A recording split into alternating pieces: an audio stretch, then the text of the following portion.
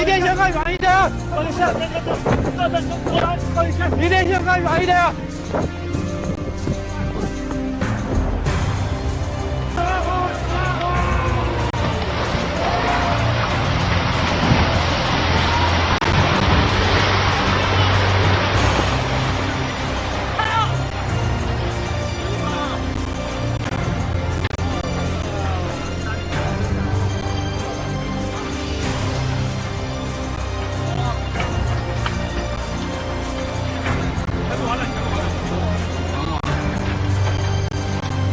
这边厂房也要那个。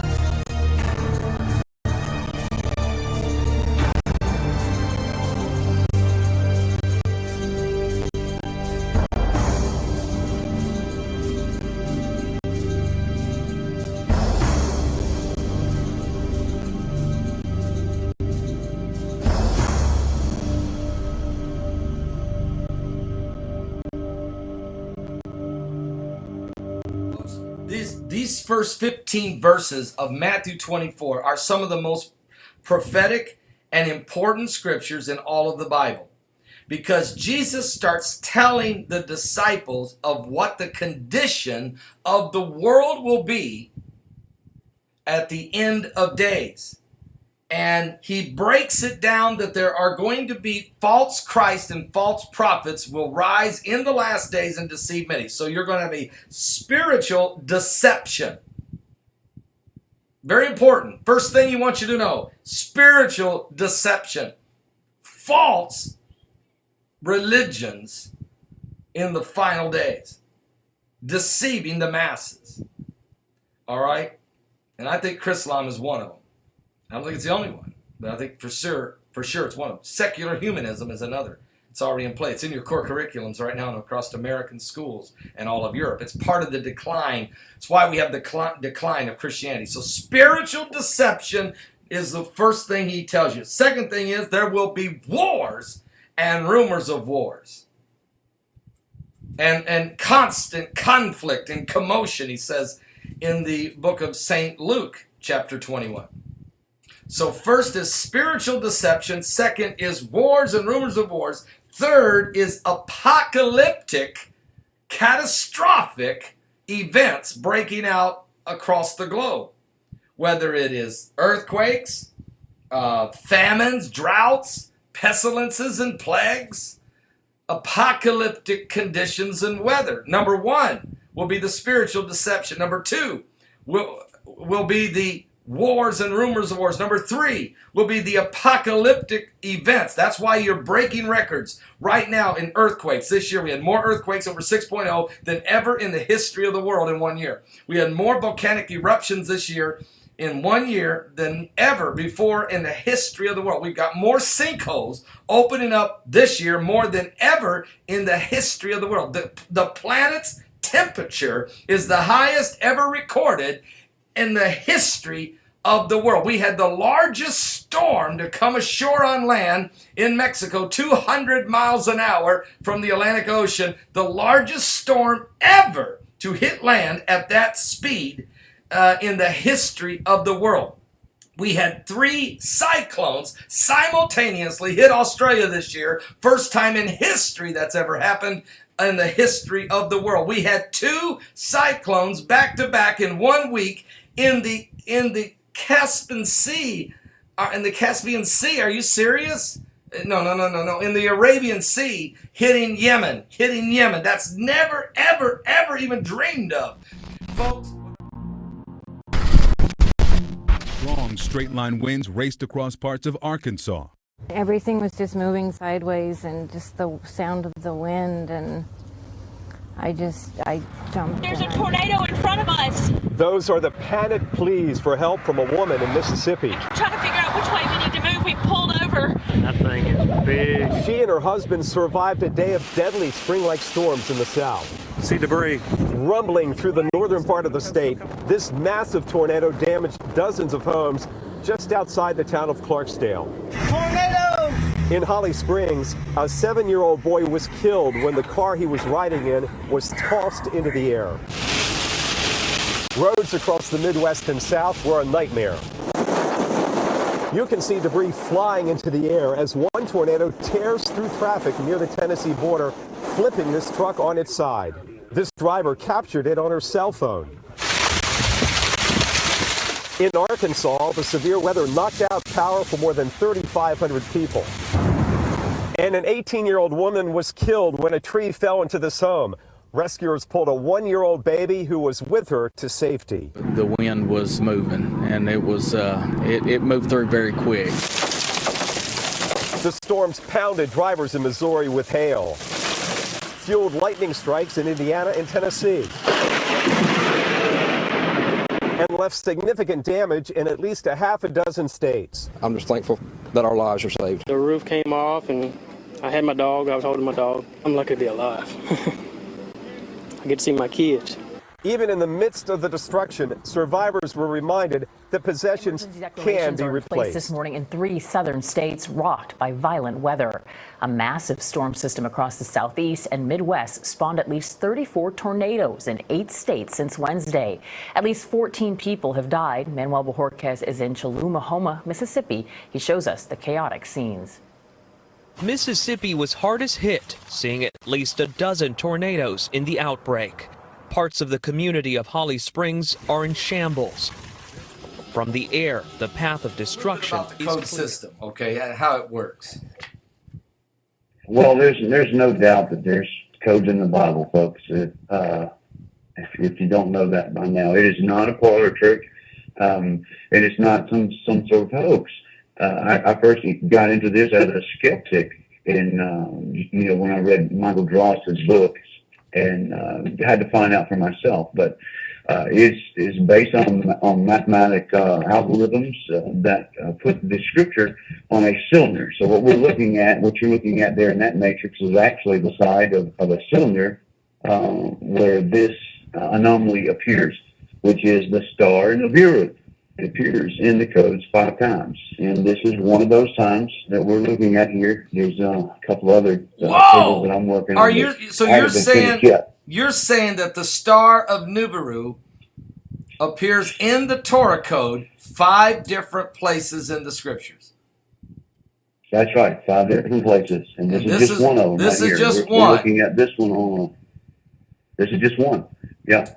And it's at a skip width or a cylinder width of 27,518, which is markedly small. It's not huge, but Yahuwah puts these codes, and each one of these letters is sort of like a cog in a combination lock. And so when he puts them in here, if any one is out of sequence when you're putting it in the computer looking for it, you're not going to find it. It has to be correctly there in sequence. So I found this one after listening to my brother Gil Broussard's presentation. He's been on your show a couple times, right? And one of my interests wasn't Nibiru or Planet 7X, but Wormwood. But for 2 or 3 years I've been hearing people talk about Nibiru, Planet 7X, and so I finally just went and checked it out myself and looked at the research. And by the way, Gil Broussard has got solid research. The guy is a genius in his field. He's an engineer from the oil field in Louisiana, and he's got solid science there. And we know from NASA and from I think it was a popular science magazine from the 60s that talked about a planetary body that they discovered. Then they sweep it under the rug. But then you also have evidence of the government building underground bunkers and caves and things like that, and you start thinking, wow, what's going on here? The Vatican's got a very powerful telescope at Mount Graham. What's going on there? So they're looking for something. And they know something's coming. And I go back to the Bible and Revelation where it talks about wormwood. And that's when we start seeing things getting really crazy on Earth. So all right, that's where that came from. That's why looking for this Nibiru. That was the motivation for you. I mean, you've already been fascinated with finding the secret codes of the Bible, but you decided Absolutely, the yeah. motivation for you was Gil Brazard's research, and why does the Vatican have this huge telescope, and what is NASA hiding from us? So you decided to go to the Bible, to the Torah, and see if there was anything in the codes about Planet 7X or Nibiru or what have you. And you have found Nibiru so far 5 times in the scriptures. But what's amazing about this... I've told people over and over again that the codes are not for predicting the future. So we got to get past that. But we would absolutely put it there to confirm things.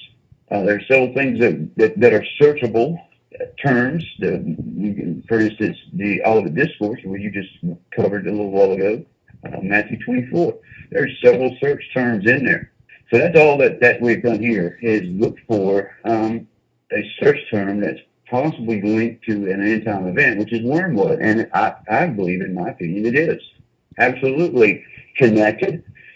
And when I put this table out, that we're looking at now, and the scriptures that run through there, who chose those scriptures to appear with this term?